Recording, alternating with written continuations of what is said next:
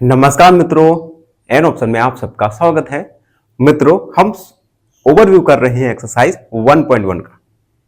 और last video में हमने जाना था कि सेट्स होते क्या हैं और किस प्रकार से हम विभिन्न प्रकार के सेट्स क्रिएट कर सकते हैं।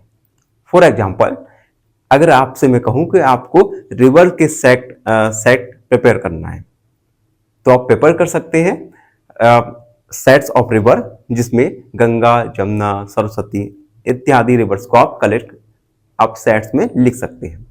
आज के वीडियो में हम जानेंगे types of how we representing sets. Sets को आप दो प्रकार से रिप्रेजेंट कर सकते हैं। पहला, रोस्टेड या टेबुलर फॉर्म, दूसरा सेट बिल्डर फॉर्म। आज के वीडियो में हम फर्स्ट रोस्टर या टेबुलर फॉर्म के बारे में जानेंगे। रोस्टर और टेबुलर फॉर्म में किस प्रकार से हम सेट्स को रिप्रेजेंट कर सकते हैं। सबसे पहले, elements of set are listed with in curly bracket. Roster form में हम क्या करेंगे, सेट के एलिमेंट्स को कर्ली ब्रैकेट में या ब्रेसेस में हम इसके अंदर लिखते हैं। ये कर्ली ब्रैकेट या कर्ली ब्रेसेस का सिंबल है। सभी मेंबर, सेट के सभी मेंबर को इस कर्ली ब्रैकेट के अंदर लिखा जाता है। एक एग्जांपल भी दिया है हमने, set of vowels in English alphabet. English alphabet में वोवल्स का सेट। और आप सबको पता होगा, इंग्लिश अल्फाबेट में वोवल्स होते हैं 5, ए you, A E I O you. इन सब वोवल्स को हम एक सेट के द्वारा रिप्रेजेंट करेंगे।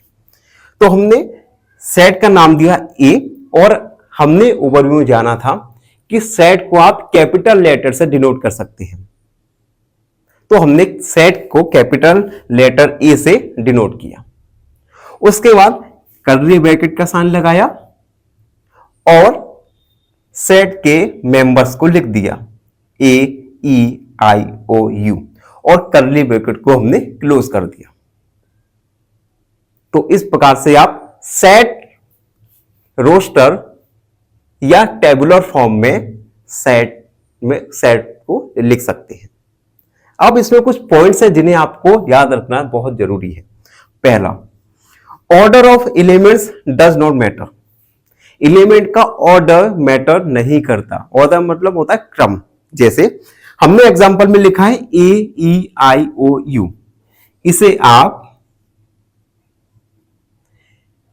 ई ए ओ आई यू इस क्रम में भी लिख सकते हैं। मतलब मेंबर को आप किसी भी ऑर्डर में लिख सकते हैं, इससे सेट पर कोई फर्क नहीं पड़ेगा।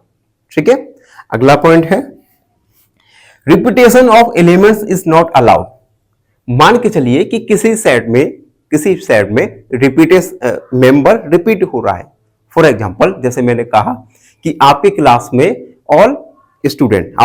ऑल स्टूडेंट, तो मे बी आपकी क्लास में जो स्टूडेंट्स हैं, उन स्टूडेंट्स में कुछ नेम कॉमन हो, तो आप उन कॉमन नेम को केवल एक बार लिखेंगे सेट में। हमें मेंबर को रिपीट नहीं करना है सेट में। ठीक है। एग्जांपल के लिए मैं समझाऊं, जैसे मैंने एक सेट लिखा जिसमें हमें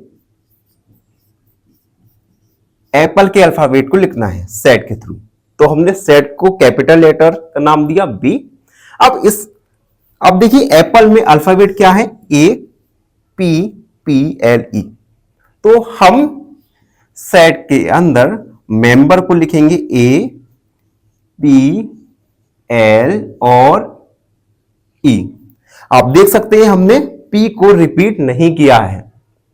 तो हमें सेट में मेंबर को रिपीट नहीं करना। Member is not allowed in set. तो ये था रोस्टर या टेबुलर फॉर्म।